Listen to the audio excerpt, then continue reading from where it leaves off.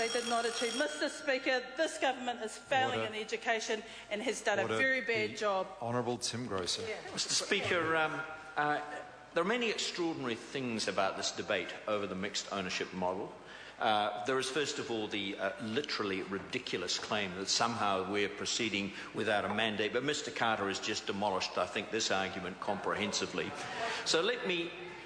Point of order, the Honourable Trevor Mallard.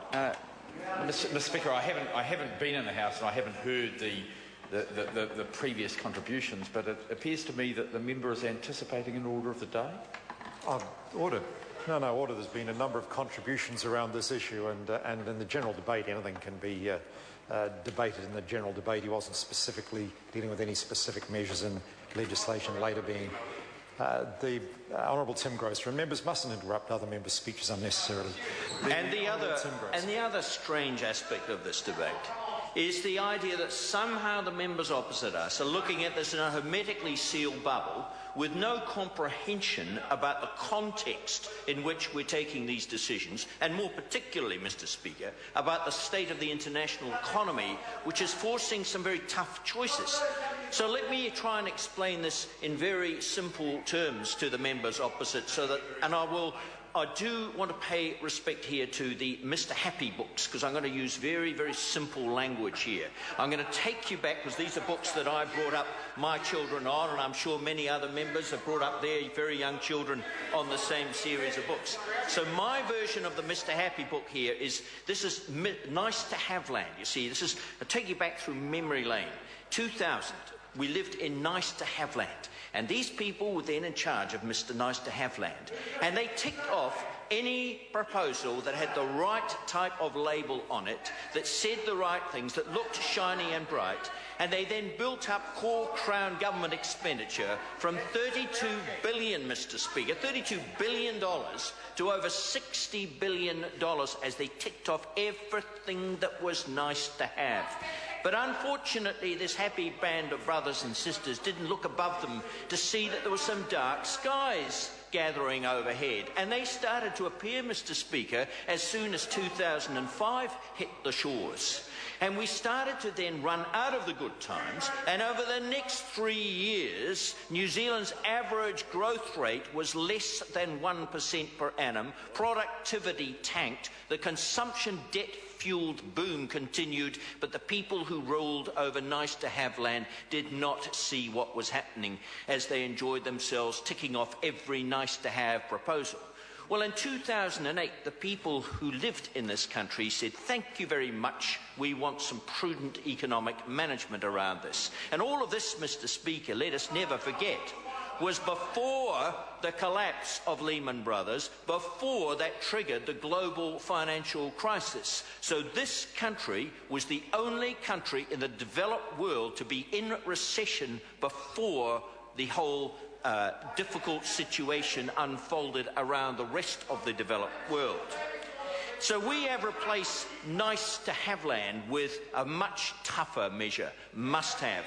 Nothing that cannot pass the must-have test has got through this government. Now, we have not imposed austerity, Mr Speaker. When I listen to some of these charges about austerity, I'm just thinking about what else is going around the world, like 700,000 civil servants in the United Kingdom given their leave. I'm thinking about the huge increase in university fees in the United Kingdom to an average, if I'm not mistaken, of £9,000. What's that? $22,000, So all of these, I'm talking about, even in Sweden, if I'm not mistaken, the youth unemployment is now about 23%. We've got unemployment in Greece of 52%. There is massive upsets in world capital markets. This is the context in which we are managing a very difficult situation facing our country. And proceeding with the mixed ownership model is indeed an integral part of it. It's all part of a strategy, Mr Speaker, of trying to do more with less, trying to get better value out of public services, trying to ensure that we have the funds available to fund for vital capital investments like broadband, improved schools, a whole series of things in the hospital, in the health area, that otherwise we'd be going on to international capital markets. Now, nobody knows precisely what is going to happen, Mr. Speaker, over the next 6 to 12 months, but you would have to be a supreme optimist, Mr. Speaker, to believe that that's where New Zealand should be going. New Zealand should be trying to borrow as much as it can overseas in situations like this. So the mixed ownership model is absolutely got to be set in that context, and I'm very proud to be supporting a government that's doing that. Point of order, the Honourable Trevor Mallard. Mr. Speaker, first of all, I'd like to apologise for interrupting the member earlier. I shouldn't have done that in the general debate, but I would like to now go back to the point of order that I did make then, and to refer you, sir, to page 44 of Standing Orders, Standing Order 1110, 1 and 2, and to Speaker's Ruling 25/1.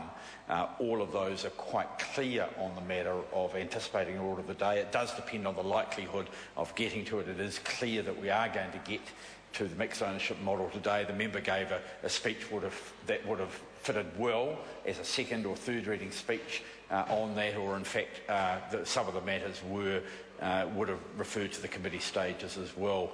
So my submission to you is that there is no exception either in Speaker's rulings or in standing orders for the general debate from that standing order.